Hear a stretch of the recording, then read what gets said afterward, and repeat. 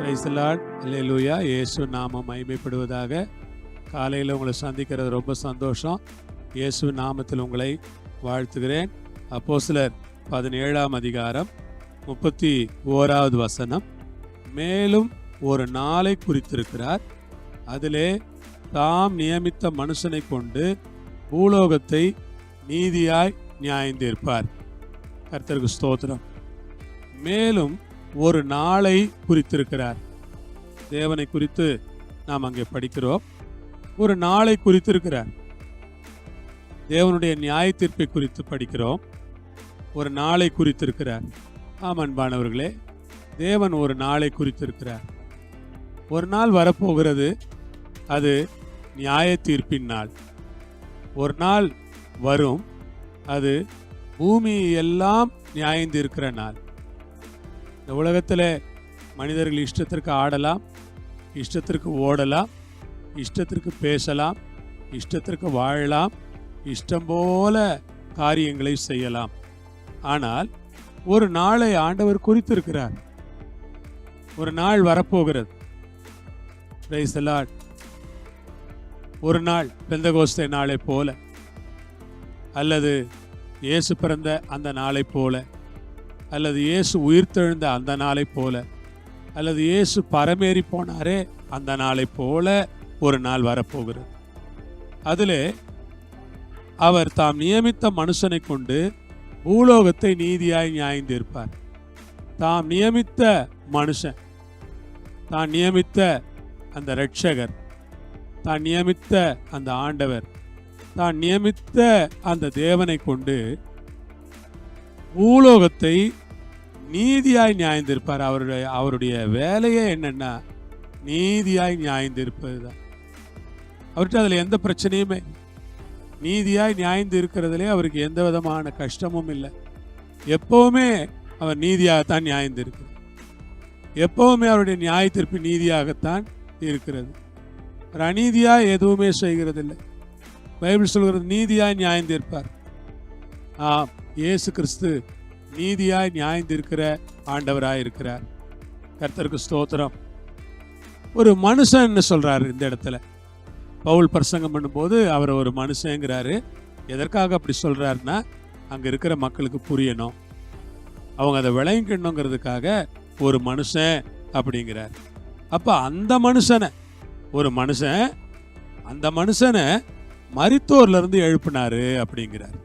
பாருங்க, இவ்வளவு அழகா உயிர்த்தெழுதல பிரசங்கம் பண்ற அந்த மனுஷனை மரித்தோரிலிருந்து எழுப்பினதினாலே, அல்லேலூயா, அந்த மனுஷனை தேவன் மரித்தோரிலிருந்து எழுப்பினாரா?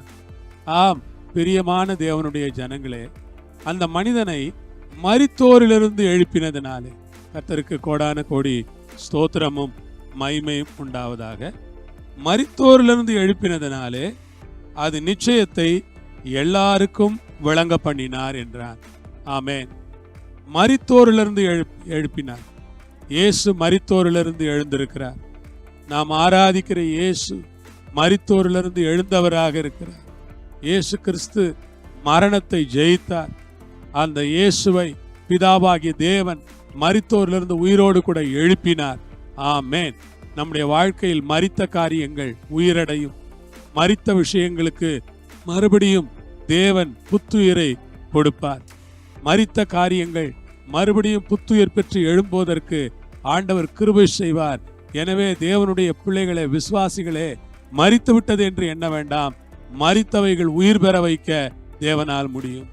மரித்தவைகளை உயிரடைய செய்ய அந்த தேவனுக்கு வல்லமை உண்டு என்பதை இந்த வேளையிலே நான் உங்களுக்கு தைரியமாக சொல்லுவேன்.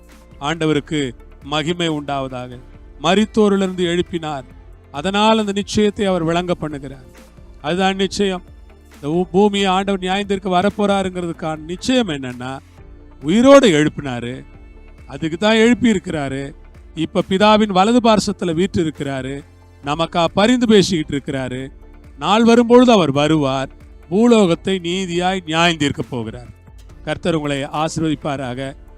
அந்த நியாய தீர்ப்பின் நாளிலே தேவன் நம்மை அவருடைய மகிமையில் சேர்ப்பார். வலது பக்கம் நிற்கிறவர்களை பார்த்து பிதா சொல்வார், பிதாவினால் ஆசீர்வதிக்கப்பட்டவர்களே, நீங்கள் எல்லாரும் வாருங்கள், என் பிதாவின் ராஜ்யத்திற்குள் பிரவேசியுங்கள் என்று அவர் அழைத்து கொண்டு போவார். இடது பக்கம் நிற்கிறவர்களை பார் சொல்வார், பிதாவினால் சபிக்கப்பட்டவர்களே நீங்கள் நரகத்திற்கு செல்லுங்கள் என்று. நாம் இடது பக்கம் நிற்கிற கூட்டம் அல்ல, வலது பக்கத்தில் நிற்கிற கூட்டம். பிதாவினால் ஆசீர்வதிக்கப்பட்டவர்களே நித்தியத்திற்கு செல்லுங்கள் என்று இயேசு சொல்லுவார். ஜெபிப்போமா? பரலோக பிதாவே, அருமையான இந்த நேரத்துக்காக, வேலைக்காக உமக்கு நாங்கள் ஸ்தோத்திரங்களை செலுத்துகிறோம். உம்முடைய பரிசுத்த கரத்திலே எங்களை ஒப்படைக்கிறோம். தேவரீர் எங்களை தெரிந்து கொண்டு ரட்சித்து அழைத்ததற்காக ஸ்தோத்திரம். உம்முடைய அளவில்லாத கிருபையை உம்முடைய ஜனங்களுக்கு தாரும் ஆண்டவரே. ஸ்தோத்திரம், ஸ்தோத்திரம், ஸ்தோத்திரம். நியாயத்தீர்ப்பு நாளை குறித்து நாங்கள் யாவரும் எச்சரிக்கையாய் இருப்பதற்கு எங்களுக்கு கற்றுத்தார். இயேசுவின் நாமத்தில் பிதாவே, ஆமென். ஆண்டவருக்கு மகிமை. கர்த்தர் உங்களை ஆசீர்வதிப்பாராக. ஆமென்.